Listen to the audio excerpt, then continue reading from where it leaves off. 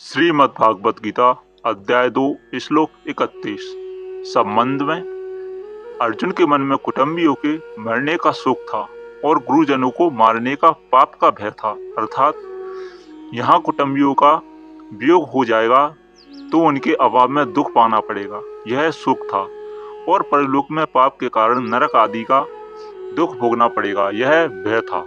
अतः भगवान ने अर्जुन का शोक दूर करने के लिए 11वें से 30वें श्लोक तक का प्रकरण कहा। और अब अर्जुन का भय दूर करने के लिए छात्र धर्म विषय एकांगी का प्रकरण आरंभ करते हैं। ये रहा श्लोक जिसमें भगवान कह रहे हैं, और अपने छात्र धर्म को देखकर भी तुम्हें विकसित अर्थात कर्तव्य क्रम से विचलित नहीं होना चाहिए, क्योंकि धर्म में युद्ध से बढ़कर क्षत्रिय के लिए दूसरा कोई कल्याणकारक क्रम नहीं है। अर्थात व्याख्या में जानेंगे। पहले 2 श्लोकों में युद्ध से होने वाले लाभ का वर्णन करते हैं। यह स्वयं परमात्मा का अंश है। जब यह शरीर के साथ तादात्म्य कर लेता है तब यह स्वयं को अर्थात अपने आप को जो कुछ मानता है उसका कर्तव्य स्वधर्म कहलाता है। जैसे कोई अपने आप को ब्राह्मण क्षत्रिय अपने अपने वर्णोचित कर्तव्यों का पालन करना उसका स्वधर्म है। क्योंकि अपने को शिक्षक या नौकर मानता है तो शिक्षक या नौकर के कर्तव्यों का पालन करना उसका स्वधर्म है। कोई अपने को किसी का पिता या किसी का पुत्र मानता है तो पुत्र या पिता के प्रति किए जाने वाले कर्तव्य का पालन करना उसका स्वधर्म है।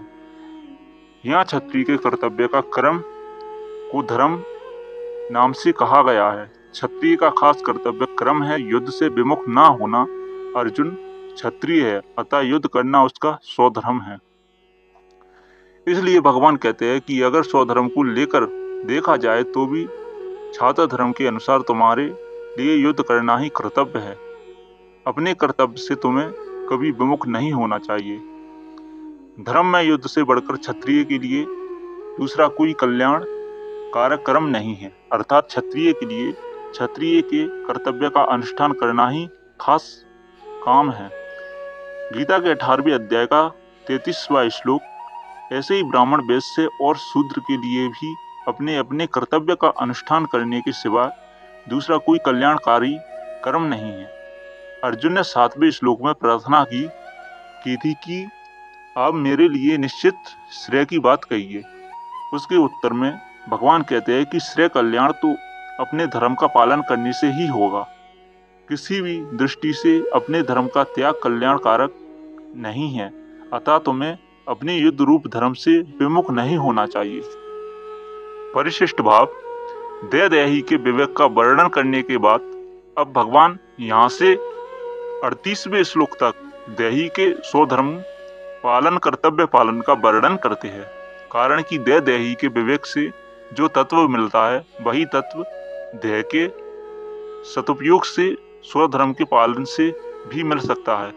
विवेक में जानना मुख्य है और स्वधर्म पालन में करना मुख्य है। यद्यपि मनुष्य के लिए विवेक मुख्य है, जो व्यवहार और परमार्थ में लोक और परलोक में सब जगह काम आता है, परंतु जो मनुष्य देही के विवेक को ना समझकर उसके लिए भगवान स्वधर्म पालन की बात कहते हैं, जिससे वह कौरावाचक ज्ञानी ना बनकर वास्तविक तत्व का अनुभव कर सके।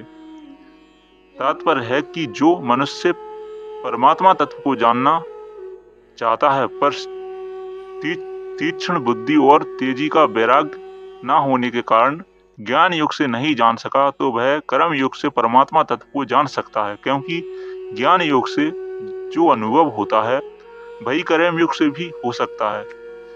गीता 5वें अध्याय का 4-5वां श्लोक अर्जुन क्षत्रिय थे, इसलिए भगवान ने इस प्रकरण में छात्र धर्म की बात कही है। वास्तव में यहाँ छात्र धर्म चारों वर्णों का उपलक्षण है, इसलिए ब्रह्मा आदि अन्य वर्णों को भी यहाँ अपना अपना धर्म कर्तव्य समझ लेना चाहिए। गीता के 18वें अध्याय का 42वां 33वां और 44वां श्लोक स्वधर्म को ही स्वजन कर्म, सहज कर्म, स्वकर्म आदि नामों से कहा गया है।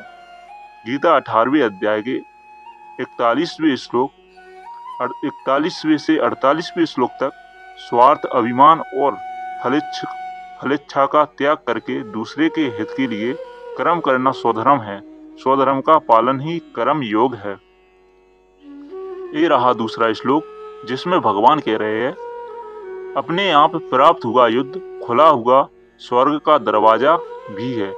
हे प्रथानंदन, वे क्षत्रिय बड़े सुखी भाग्यशाली है जिनको ऐसा युद्ध प्राप्त होता है। अर्थात इसकी व्याख्या को जानेंगे।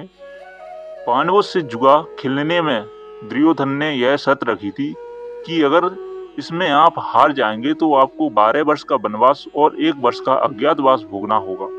13वें वर्ष के बाद आपको अपना राज्य मिल जाएगा, परंतु अज्ञातवास में अगर हम लोग आप लोगों को खोज लेंगे तो आप लोगों को द्वारा 12 वर्ष का वनवास भोगना पड़ेगा।